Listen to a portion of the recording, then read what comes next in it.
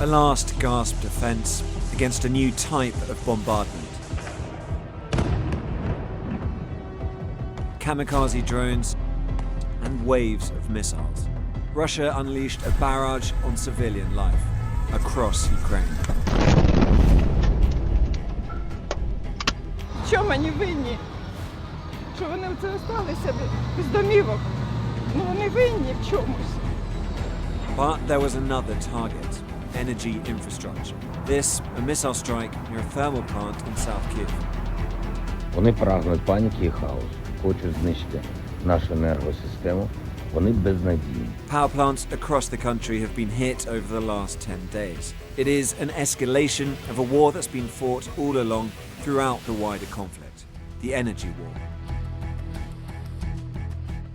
Zaporizhia, on the edge of areas annexed by Russia, has been at the heart of it. Russia wants to power its newly claimed territory there. Ukraine can't afford to lose the largest nuclear plant in Europe, which once supplied 20% of its electricity. The ongoing stalemate is perilous and has prompted fears of an atomic disaster on the scale of Chernobyl or Fukushima.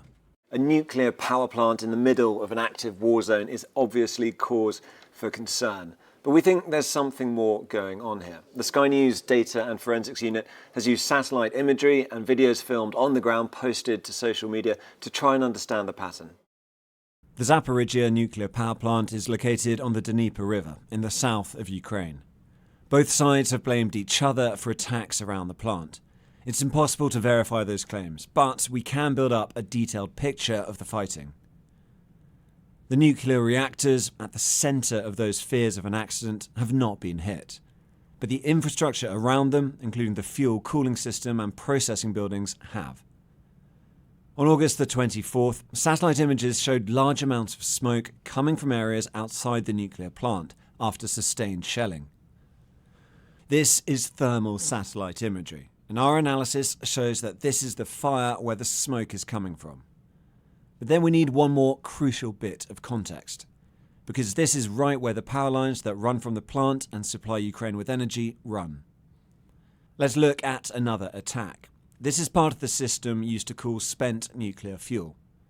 These images on the left-hand side were posted to a Russian social media account on September the 20th. It shows part of the cooling system destroyed, and they match up with the satellite imagery. Nearby is the fuel processing building. This satellite image shows damage to its roof on the right-hand side. We've highlighted it in this box here.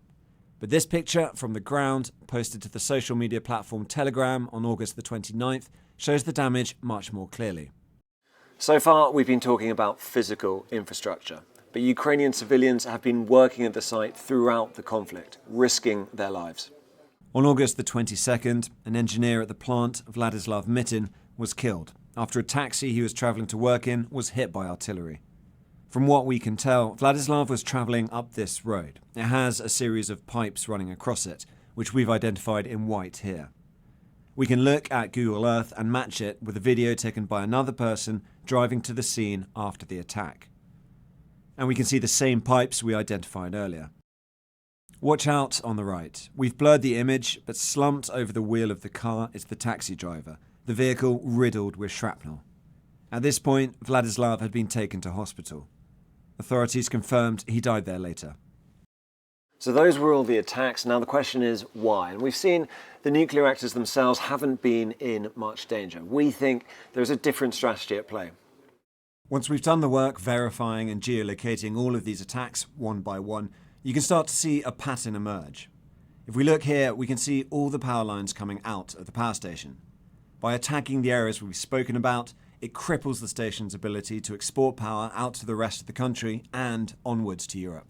We've got to be careful with Zaporizhia, though, because historically that's provided most of the power, the electrical power, for the island of Crimea as well. And as soon as the Russians annexed that in 2014, the Ukrainians cut them off the grid. And therefore, for all sorts of reasons, Russia would want to get that power re-established and control that power for Crimea. Other plants have been targeted across the country, including the South Ukraine nuclear power plant.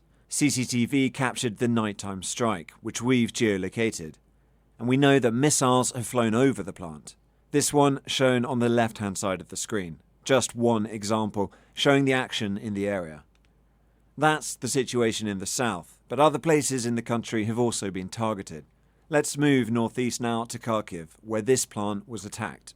Ukrainian officials said Kharkiv Tech 5, the country's second biggest thermal power plant, had been hit in a Russian strike. Firefighters are seen trying to contain the fire. And the attacks on Ukraine's energy infrastructure, like this one in Lviv, in the west of the country, increase the pressure on European nations, including the UK, as they struggle with soaring energy prices. The West will have to overcome this. I'm not sure electricity is the big issue. It's heating people's homes and the oil and gas that's required to do that. But undoubtedly the power station, in the longer term for Ukraine, it's such a, as you said, it's 20% of the power for the nation. They will want to get that back. As the front line shifts again, the battle for Zaporizhia nuclear power plant will only become more intense. Two conflicts, the ground war and the energy war, and they are fighting for every inch. Tom Cheshire, Sky News.